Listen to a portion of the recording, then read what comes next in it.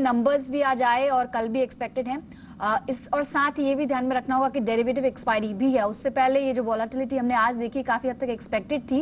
कल के लिए आप क्या मान के चल रहे हैं, कल बाजार कैसे परफॉर्म करेगा? 8570 एक बहुत इंपॉर्टेंट सपोर्ट है। पिछले दो ट्रेडिंग सेशन से मैं यही कहता आ रहा हूँ और जब तक ये होल्ड करता है तब तक कोई दिक्कत वाली बात नहीं है। हालांकि आज हमने एक बहुत अच्छी बिकवाली देखी on higher levels at higher levels. 8640 जो कि अहम रेजिस्टेंस था उसको क्रॉस करने के बावजूद हमने उसके बाद निचले स्तर देखे।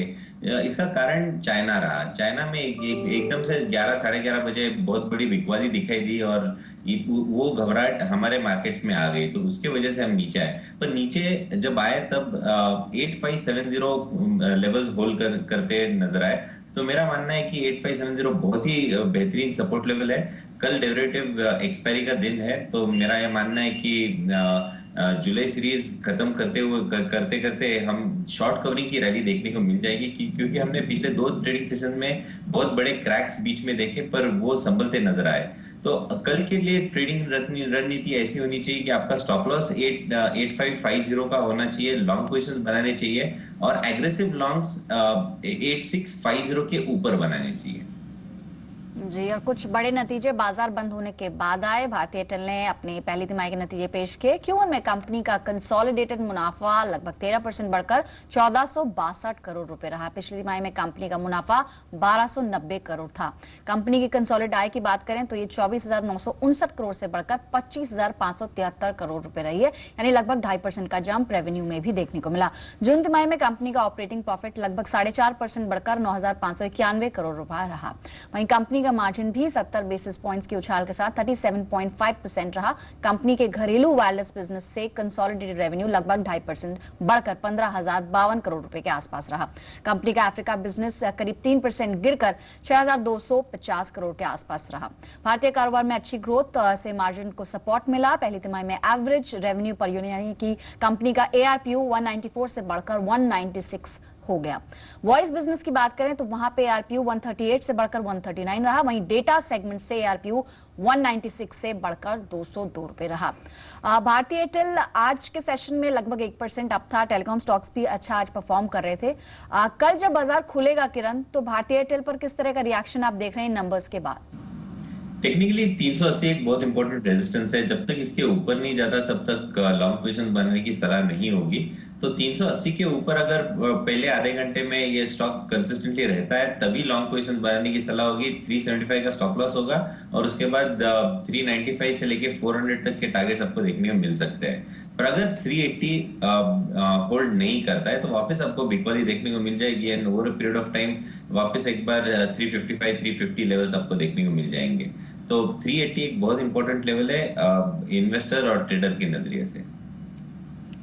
इनफैक्ट किरण, एशियन पेंट्स के नतीजे भी बाजार बंद होने के बाद आए और जो नंबर्स हैं वो एक्सपेक्टेशन से बेटर है। मुनाफा 462 करोड़ से बढ़कर 553 करोड़ रुपए रहा है। अगर जी बिजनेस अनुमान की बात करें तो 515 करोड़ का अनुमान था। सालाना आधार पर बिक्री 3,660 करोड़ से बढ़कर 4,030 करोड़ रुपए रही है और इस क्वार्टर में एबिटा भी 820 करोड़ रुपए रहे। मार्जिन भी अच्छे हैं 20.1%। इन नंबर्स के बाद हालांकि आज ऑलमोस्ट फ्लैटिश था एशियन पेंट्स, 1 रुपए की मजबूती के साथ 1067 के लेवल पर बंद हुआ है। एशियन पेंट्स पर आपकी राय? दो चीजें हैं। जहां पे हम क्रूड की रेट्स नीचे आते देख रहे हैं तो ये पेंट कंपनी के लिए अच्छा होता है। और जहां पे हमने पिछले 2 महीने में जो क्रूड की उछाल देखी है उसके बावजूद अगर अच्छे नंबर आते हैं और इधर से थोड़े से क्रूड प्राइसेस नीचे आते हैं तो उनकी प्रॉफिटेबिलिटी बढ़ती नजर आएगी। और टेक्निकली कहा जाए तो 910 को हमने इस स्टॉक में बहुत एग्रेसिव बाय दिया था, रेकमेंड किया था, आपके चैनल पे भी यही कहा था। मुझे लगता है कि इधर से और भी बढ़त इस स्टॉक में जरूर देखने को मिल जाएगी, पर ये निवेशक के रूप से देखना चाहिए, ट्रेडिंग के लिहाज से नहीं देखना चाहिए।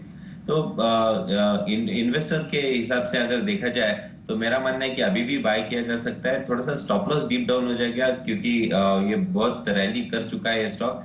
तो 1,000 रुपीज एक साइकोलॉजिकल सपोर्ट है, उसके नीचे आपका स्टॉप लॉस होना चाहिए और टारगेट्स के लिए अगले 3 महीने में इजीली 1400 को क्रॉस करते हुए हम देखेंगे स्टॉक। जी, चलिए अब शुरुआत करेंगे सवाल जवाब के सिलसिले की और पहले दर्शक भी हमारे साथ जुड़ गए हैं फोन लाइन पर। इस वक्त मेरे साथ है सुनील सिंह भी पाली से। जी सुनील जी नमस्कार, बताइए कौन सा स्टॉक लिया है आपने?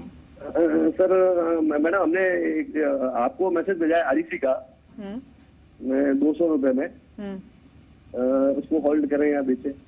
आपने Long term शायद आपने शायद उषा एग्रो पर भी एक सवाल भेजा। हाँ उससे मैं बेसिकली उससे रेगुलर में पूछना चाहता था। हाँ, उसका प्राइस बताएंगे, किस प्राइस पर आपने एंटर किया है?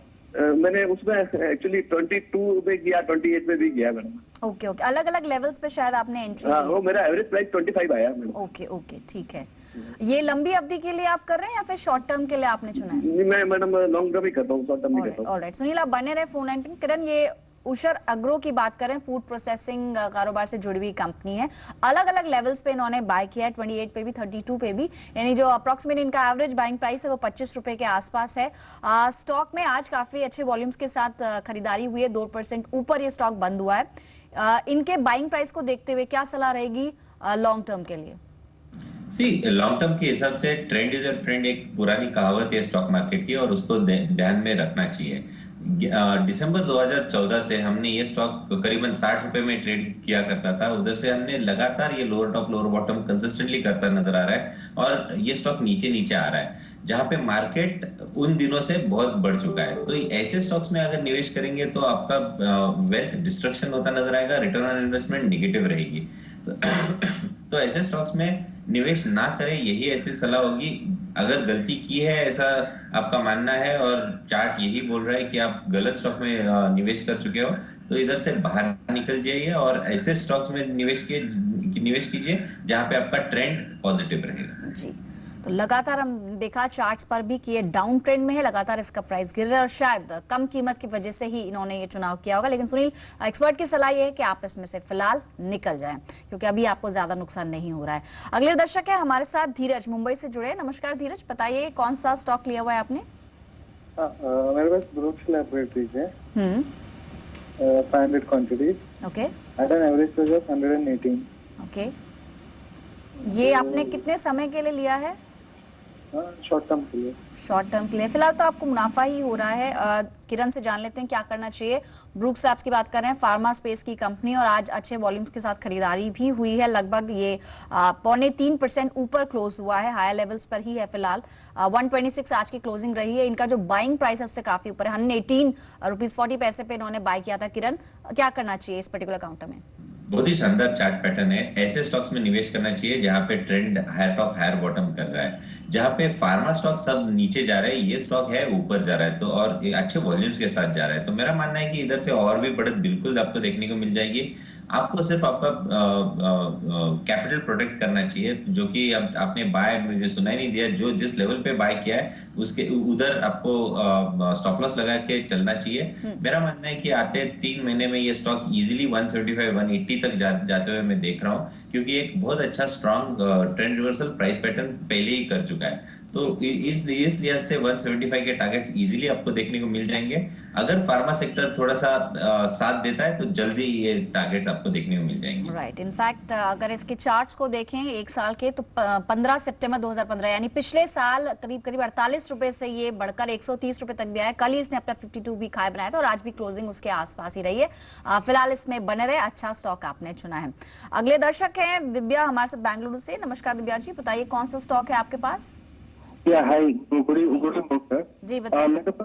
मेरे पास 100 स्टॉक्स है एसबीआई का, जो मैं 312 पे खरीदा था। तो Okay. ये मोर देन 1.5 ईयर हो गया है। सो आई शुड स्टे और I should quit now. Okay, जब आपने इसका चुनाव किया था तब शायद लॉन्ग टर्म का ही आपने सोचा होगा। ये लॉन्ग टर्म सोचा था, बट ये बिल्कुल मूव ही नहीं कर रहा है। उसके बाद से ये टोटली ड्रास्टिकली घट गया नीचे। तो थोड़ा मन में कुछ है। तो ऑलराइट, बिल्कुल चिंता आपकी जायज है कि आपने जिस भाव पे खरीदा है 312। किरण, अब ये काफी लॉस में है। टोटल क्वांटिटी इनके पास 100 शेयर्स की है और फिलहाल पीएसयूज का जो हाल है एसबीआई उससे अछूता नहीं है। ऐसे में आपकी सलाह क्या रहेगी? पीएसयू बैंक्स में एसबीआई का चुनाव इन्होंने जो किया है, क्या अभी चिंता जो ये कर रहे हैं, क्या करना चाहिए? फिलहाल इसमें से निकले या थोड़ा समय और बने रहें? क्या टारगेट्स आप दे रहे हैं? नहीं, इनको और भी बना रहना चाहिए और लंबे समय तक बना रहना चाहिए। देखो, ये जो न्यूज है या जो चर्चे में बात चल रही है कि ये सारी चिंताएं है, ये सबको मालूम है। अभी ये डिस्कवर नहीं हुआ है। तो मेरा मानना है कि ये सबको मालूम है, इसके बावजूद अगर ये स्टॉक ऊपर जा रहा है तो ये इसके सॉल्यूशंस भी आपको आते दिनों में देखने को मिल जाने चाहिए। इसका एक छोटा रेजिस्टेंस है करीबन 234 का, ये एक बार निकल जाए तो इस स्टॉक में वापस एक बार आपको मोमेंटम दिखाई देगा और 260 264 इमीडिएट बेसिस पे ये स्टॉक चलता नजर आएगा। तो अगर आपको अपने लॉसेस प्रोटेक्ट करने हैं तो इट इज वेरी इंपॉर्टेंट कि आपका स्टॉप लॉस स्ट्रिक्ट रहना चाहिए। 220 इंपॉर्टेंट सपोर्ट है, तो 215 का स्टॉप लॉस सजेस्ट करूंगा। अगर वीकली क्लोजिंग बेसिस पे 215 के नीचे क्लोज होता है तभी आप इस स्टॉक से निकल जाए, नहीं तो बिल्कुल होल्ड कीजिएगा। अगर लंबे नजरिए से देखेंगे तो आपका भाव करीबन 1 साल के अंदर आ जाना चाहिए।